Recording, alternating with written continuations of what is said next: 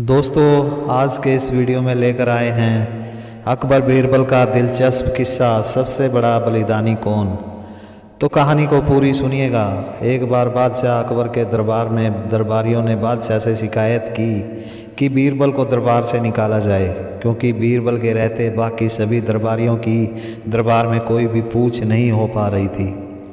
बादशाह अकबर हमेशा ही बीरबल से सलाह लेते हैं, बाकी दरबारियों से नहीं, और उन सभी का वेतन भी बीरबल से काफ़ी कम है, ऐसी शिकायत दरबारियों ने की। यह सुनकर बादशाह अकबर दरबारियों से बोले, देखो, मैं मानता हूँ कि मैं बीरबल को ज़्यादा पूछता हूँ, लेकिन तुम सभी में से कोई भी ऐसा नहीं है जो बीरबल की बराबरी कर सके। तुम्हारे में कोई भी बीरबल के समान समझदार नहीं है। बीरबल के पास हर समस्या का हल होता है और हर प्रश्न का जवाब होता है। दरबारियों ने जवाब दिया, नहीं जहाँपनाह, ऐसी बात नहीं है। हम भी बीरबल के बराबर ही समझदार हैं, चाहे तो आप हमें आजमा कर देख लो। बादशाह अकबर ने कहा, ठीक है, मैं तुम सभी को एक कहानी सुनाता हूँ। इसके बाद मैं तुमसे एक प्रश्न पूछूंगा। अगर तुम में से किसी ने भी सही जवाब दे दिया तो मैं तुमको बीरबल के समान ही वेतन दूंगा। दरबार में सभी दरबारी तथा बीरबल आकर बैठ गए। दोस्तों, वीडियो को लाइक तथा चैनल को सब्सक्राइब ज़रूर कर लीजिए। भगवान आपकी सभी मनोकामनाएं पूर्ण करेंगे। अकबर ने कहानी सुनानी शुरू की। बात बहुत पुरानी है। बंग देश में एक राजा हुआ करता था जिसका नाम उग्रसेन था। राजा बड़ा ही शक्तिशाली, न्यायप्रिय, दयालु तथा प्रजा को चाहने वाला था। राजा का मानना था कि उसके राज्य में किसी भी चीज़ की जनता को कोई परेशानी नहीं थी। उसके राज्य में प्रजाजन अपने घर का ताला भी नहीं लगाते थे। कोई भी भूखा नहीं सोता था, ना ही कोई भिक्षा मांगता था। कोई भी दरबार में आकर राजा से सहायता मांग लेता था। किसी को भी राजा से मिलने की मनाही नहीं थी। उस राजा की मिसाल दूसरे राज्यों के प्रजाजन आपस में खूब दिया करते थे। एक बार राजा के दरबार में एक व्यक्ति आया। राजा ने कभी भी उसको पहले नहीं देखा था। उसने उस व्यक्ति से वहाँ पर आने का कारण पूछा। उस व्यक्ति ने जवाब दिया, महाराज, मेरा नाम सूरसेन है और मुझे आपके पास नौकरी चाहिए। राजा ने उस व्यक्ति से पूछा, देखो, मेरे पास दरबार में तो कोई नौकरी नहीं है, लेकिन मैं तुम्हें महल के बाहर पहरेदार की नौकरी दे सकता हूँ। लेकिन इसके लिए तुम्हें पहरेदार की नौकरी के लिए जो भी कार्यक्षमता होनी चाहिए उसके लिए परीक्षा देनी पड़ेगी। सूरसेन ने जवाब दिया, ठीक है महाराज, आप जो भी परीक्षा लेना चाहते हैं ले लीजिए। इसके बाद राजा ने सबके सामने उस व्यक्ति की परीक्षा ली, जिसमें वह पास हो गया। इसके बाद राजा ने उससे वेतन मांगने के लिए कहा। सूरसेन ने कहा, महाराज, मैं अपने काम के बदले रोज़ आपसे 100 सोने की असरफियाँ लूँगा। उस समय के ज़माने में 100 असरफियाँ करीब 1 लाख रुपए के बराबर होती थी। एक पहरेदार की नौकरी के लिए इतना महंगा वेतन सुनकर सभी लोग अचरज में भर गए। राजा सहित सभी दरबारी हैरान होकर सूरसेन की तरफ देखने लगे। राजा ने सूरसेन से पूछा, इतनी बड़ी रकम का तुम क्या करोगे? तुम्हारे घर में कौन कौन है? सूरसेन ने उत्तर दिया, महाराज, मेरे घर में हम 3 सदस्य हैं, मैं, मेरी पत्नी तथा 15 साल का मेरा एक लड़का। आप मेरी कार्यक्षमता देखिए, वेतन के बारे में मत सोचिए। राजा कुछ सोच विचार करने लगे। वह तय नहीं कर पा रहे थे कि सूरसेन इतने पैसे का क्या करेगा। कुछ सोचकर राजा ने सूरसेन से कहा, ठीक है, वैसे तो हमारे महल के बाहर कोई भी पहरेदार हमने आज तक नहीं रखा, लेकिन मैं तुम्हें आज से पहरेदार की नौकरी पर रखता हूँ। मैं तुम्हें नौकरी के लिए उतना ही वेतन दूंगा जितना तुमने मांगा है, लेकिन तुम्हें रात के समय महल के बाहर पहरा देना होगा। राजा के मन में जिज्ञासा जाग चुकी थी कि आखिर सूरसेन इतना वेतन लेकर क्या करता है। इस काम के लिए राजा ने कुछ विशेष गुप्तचर सूरसेन के पीछे लगा दिए। अगले दिन रात के समय सूरसेन महल के द्वार पर पहरा देने के लिए आ गया। वह पूरी रात बड़ी चौकसी से महल के बाहर पहरा देता रहा। सवेरा होने पर वह राजा के पास आया और अपने वेतन के रूप में 100 असरफियाँ लेकर चला गया। राजा के गुप्तचर उसके पीछे लग गए। सूरसेन महल से बाहर निकलकर सबसे पहले गरीबों की झोपड़ियों में गया तथा 50 अशरफियाँ उन अपाहिज गरीबों में बांट दी जो कुछ भी कार्य करने में असमर्थ थे। उसके बाद बाकी बची हुई 50 अशरफियों में से आधी उसने नगर के अलग अलग वैद्यों को दे दी और कहा कि अगर किसी गरीब के पास इलाज के लिए पैसे ना हो तो उनका फ्री में इलाज करना। उसके बाद बची हुई अशरफियों में से उसने भोजन तैयार करवाया और उन गरीबों में बंटवा दिया जो खुद पकाने में असमर्थ थे। उसके बाद जो भी भोजन बचा उसको लेकर वह अपने घर पर आ गए तथा सबसे पहले अपने पुत्र को खिलाया। उसके बाद पति पत्नी ने खुद भोजन खाया। गुप्तचरों ने जाकर राजा को सारी बात बताई। राजा को बड़ी हैरानी हुई।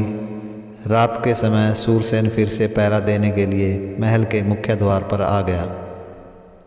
राजा ने रात के 2 बजे के करीब उठकर मुख्य द्वार की तरफ देखा कि सूरसेन जागकर पहरा दे रहा है या सो गया, लेकिन उसको यह जानकर संतोष हुआ कि वह पूरी मुस्तैदी के साथ पहरा दे रहा था।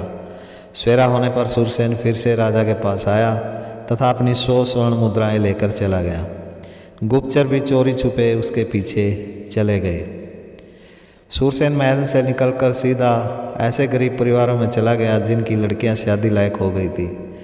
उसने आधी स्वर्ण मुद्राएं उन सभी गरीब लोगों में बांट दी। उसके बाद बची हुई स्वर्ण मुद्राओं में से आधी उसने गुरुकुल में जाकर दे दी और गुरुजनों को कहा कि किसी भी गरीब लड़के की शिक्षा उसकी गरीबी के कारण नहीं रुकनी चाहिए। इसके बाद बची हुई स्वर्ण मुद्राओं से उसने खाना तैयार करवाया और गरीबों को खिलाकर बचा हुआ खाना अपने परिवार के साथ मिलकर खाया। गुप्तचरों ने पूरा विवरण राजा को जाकर सुनाया। राजा कुछ सोच विचार करने लगे। उन्हें एहसास हुआ कि उनकी प्रजा पूरी तरह सुखी नहीं है। रात के समय सूरसेन फिर से पहरा देने के लिए महल के मुख्य द्वार पर आ गया। यह सिलसिला कई महीने तक चलता रहा। राजा दूसरे तीसरे दिन रात में उठकर जांच किया करता था कि सूरसेन अपनी नौकरी सही ढंग से कर रहा है या नहीं, लेकिन राजा को कभी भी उसमें कोई कमी नज़र नहीं आई। अपना रोज़ का वेतन लेकर सूरसेन अलग अलग तरह से गरीब लोगों की सहायता करता रहा। दोस्तों, वीडियो को लाइक कर दीजिए, चैनल को सब्सक्राइब ज़रूर कर लीजिए। भगवान आपकी सभी मनोकामनाएं पूर्ण करेंगे। कई महीने गुजर जाने के बाद एक दिन रात में करीब 1 बजे सूरसेन पहरा दे रहा था। राजा भी खिड़की में खड़े होकर मुख्य द्वार की तरफ देख रहे थे। अचानक उनको किसी स्त्री के रोने की आवाज़ सुनाई दी। राजा को बड़ी हैरानी हुई। सूरसेन को थोड़ी दूरी पर एक रोती हुई स्त्री नजर आई जो जंगल की तरफ जा रही थी। सूरसेन उस स्त्री के पीछे पीछे चलने लगा। राजा भी चोरी छुपे महल से बाहर निकलकर उन दोनों के पीछे छुपते हुए चलने लगे। थोड़ी ही देर में सूरसेन उस स्त्री के पास पहुंच गया और उससे पूछने लगा, हे देवी, तुम कौन हो और आधी रात को यहाँ पर क्यों रो रही हो? राजा भी एक पेड़ के पीछे छुपकर उन दोनों की बात सुनने लगा। उस स्त्री ने सूरसेन को बताया, मैं इस राज्य की राजलक्ष्मी हूँ। कुछ ही दिनों में इस राजा उग्रसेन की मृत्यु हो जाएगी और उनकी मृत्यु के बाद मुझे किसी दूसरे राजा के अधीन होना पड़ेगा। पता नहीं दूसरा राजा इन जैसा अच्छा भी होगा या नहीं, यही सोचकर मैं रो रही हूँ। उसकी बात सुनकर सूरसेन को बड़ा दुख हुआ। उन्होंने उस स्त्री से पूछा, हे देवी, क्या इस अनहोनी को टालने का कोई उपाय नहीं है? स्त्री ने कहा, उपाय तो है, लेकिन बहुत ही कष्टकारी है। इस राज्य में ऐसा उपाय करना संभव नहीं है। सूरसेन ने कहा, हे देवी, आप मुझे उपाय बताएं। मैं इतने दयालु तथा न्यायशील राजा को बचाने के लिए हर संभव प्रयास करूंगा। उस स्त्री ने कहा, यहाँ से कुछ दूर जंगल में एक काली माता का मंदिर है। अगर आज सवेरे सवेरे 4 बजे के आसपास उस मंदिर में किसी नाबालिग लड़के की बलि दी जाए तो यह अनहोनी टल सकती है और राजा की आयु भी बढ़ जाएगी। यह कहकर वह स्त्री गायब हो जाती है। सूरसेन कुछ विचार करने लगता है। थोड़ी ही देर में कुछ सोचने के बाद वह अपने घर की तरफ चल पड़ता है। राजा भी छुपकर उससे कुछ दूरी बनाकर उसके पीछे पीछे चलने लगते हैं। सूरसेन अपनी पत्नी तथा लड़के को जगाता है और राजलक्ष्मी द्वारा बताई गई सभी बातों का उनसे जिक्र करता है। सूरसेन तथा उसकी पत्नी अपने लड़के की बलि देने के लिए तैयार हो जाते हैं। लड़का भी खुशी खुशी देवी के मंदिर में अपनी बलि देने के लिए तैयार हो जाता है। वह अपने पिता को कहता है कि एक तो यह आपकी आज्ञा है और दूसरा मेरा ऐसा सौभाग्य है कि मेरा जीवन किसी और का जीवन बचाने के लिए काम आएगा। वे तीनों देवी के मंदिर में पहुंच जाते हैं। राजा भी छुपते छुपाते उनके पीछे पीछे मंदिर के द्वार पर छुपकर खड़े हो जाते हैं। मंदिर में पहुंचने के बाद सूरसेन अपनी तलवार निकाल लेता है और देवी के सामने हाथ जोड़कर कहता है कि हे देवी, मेरे लड़के की बलि को स्वीकार करो और इस राज्य के राजा को लंबी उम्र प्रदान करो। यह कहकर वह अपने लड़के का सिर तलवार से काटकर देवी के चरणों में चढ़ा देता है। लड़के का कटा सिर देखकर सूरसेन देवी से कहता है कि हे देवी, अब पुत्र के बिना मैं जीकर क्या करूँगा, इसलिए मेरी भी बलि स्वीकार करो। इतना कहकर वह भी तलवार से अपनी गर्दन काट लेता है। सूरसेन की पत्नी यह सब देखकर बहुत दुखी होती है। वह भी दुखी होकर देवी से बोली, हे देवी, ना मेरा पुत्र रहा ना ही मेरा पति। अब इस संसार में मैं भी जीकर क्या करूँगी, इसलिए मैं भी तुम्हारे चरणों में अपनी जान दे देती हूँ। यह कहकर उसने भी अपना सिर काट लिया। मंदिर के द्वार से राजा उग्रसेन मंदिर के अंदर का यह सब नज़ारा देख रहे थे। यह सब देखकर वह बहुत दुखी हुए और सोचने लगे कि यह सब उनके कारण ही हुआ है। उन्हीं के कारण उन तीनों को अपना बलिदान देना पड़ा। उन्हें बड़ा पश्चाताप हुआ। उन्होंने सोचा, ऐसे जीवन का भी क्या फ़ायदा जो किसी के बलिदान पर टिका हो। यह कहकर राजा देवी के चरणों में नतमस्तक हो गए और कहने लगे, हे देवी, इन तीनों की मृत्यु मेरे कारण हुई है, जिसका मुझे पश्चाताप है। अब मेरा जीना भी बेकार है, इसलिए तुम मेरी भी बलि स्वीकार करो। यह कहकर राजा ने तलवार उठाई और अपना सिर काटने के लिए जैसे ही वार करना चाहा, देवी ने प्रकट होकर उसका हाथ पकड़ लिया। देवी ने दर्शन देकर राजा से कहा, हे राजन, मैं इन तीनों के बलिदान से तुम्हें लंबी उम्र प्रदान करती हूँ तथा तुम्हारी बलिदान की इच्छा से मुझे बहुत प्रसन्नता हुई है। तुम कोई भी वर मुझसे मांग सकते हो। राजा देवी से कहता है, हे देवी, सूरसेन जैसा इंसान और इनके जैसा परिवार मैंने आज तक अपने जीवन में नहीं देखा। मेरे कारण इनकी मृत्यु हो जाए ऐसा मैं अपने जीवन में सहन नहीं कर पाऊँगा, इसलिए मैं तुमसे वर के रूप में इनका जीवन वापस मांगता हूँ। आप इन तीनों को जीवित कर दो। देवी इन तीनों को जीवित कर देती है और अंतर्ध्यान हो जाती है। उनके जीवित होते ही राजा उनको दिखाई दिए बगैर वहाँ से लौटकर अपने महल में आ जाते हैं। तीनों के जीवित होने के बाद सूरसेन भी अपने लड़के तथा पत्नी को घर पर छोड़कर सवेरे करीब 5 बजे के आसपास वापस महल में आकर पहरा देने लगता है। कहानी पूरी हो जाने के बाद बादशाह अकबर ने सभी दरबारियों से पूछा, आशा करता हूँ तुम सभी ने कहानी ध्यान से सुनी होगी। अब तुम सभी में से मुझे कोई यह बताए कि देवी के मंदिर में चारों के बलिदान में से सर्वोपरि बलिदान किसका माना जाएगा। सभी दरबारी एक दूसरे की तरफ देखने लगे। किसी दरबारी ने सूरसेन के बलिदान को सबसे ऊपर माना तो किसी ने उसके लड़के के बलिदान को तथा किसी ने सूरसेन की पत्नी के बलिदान को सर्वोपरि माना। आखिर में बादशाह अकबर ने बीरबल से पूछा, बीरबल, तुम किसके बलिदान को सबसे ऊपर मानते हो? सबसे अच्छा बलिदान किसका है?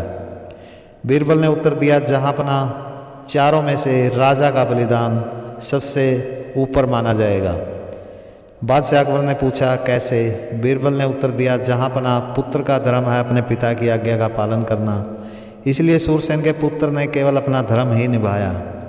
सेवक का काम होता है अपने राजा के लिए सब कुछ कुर्बान करना, इसलिए सूरसेन ने भी अपना बलिदान देकर अपना सेवक होने का धर्म ही निभाया। पत्नी का धर्म होता है अपने पति का अनुसरण करना। पति का सुख दुख ही पत्नी का सुख दुख होता है, इसलिए उसका बलिदान भी ऊपर नहीं माना जाएगा। अगर कोई राजा अपनी प्रजा के लिए अपना बलिदान देने के लिए तैयार हो जाए तो उससे बड़ा बलिदान कोई हो ही नहीं सकता। एक सेवक तथा उसके परिवार के लिए राजा उग्रसेन ने अपना बलिदान देने के लिए बहुत ज़्यादा सोच विचार भी नहीं किया, इसलिए राजा का बलिदान सर्वोपरि माना जाएगा। बीरबल का जवाब सुनकर सभी दरबारी तथा अकबर संतुष्ट हो गए। दरबारियों ने बादशाह अकबर से अपने कहे की माफ़ी मांग ली। दोस्तों, वीडियो को लाइक कर दीजिए, चैनल को सब्सक्राइब ज़रूर कर लीजिए। ऐसी ही कहानियों के साथ आपसे फिर मिलेंगे।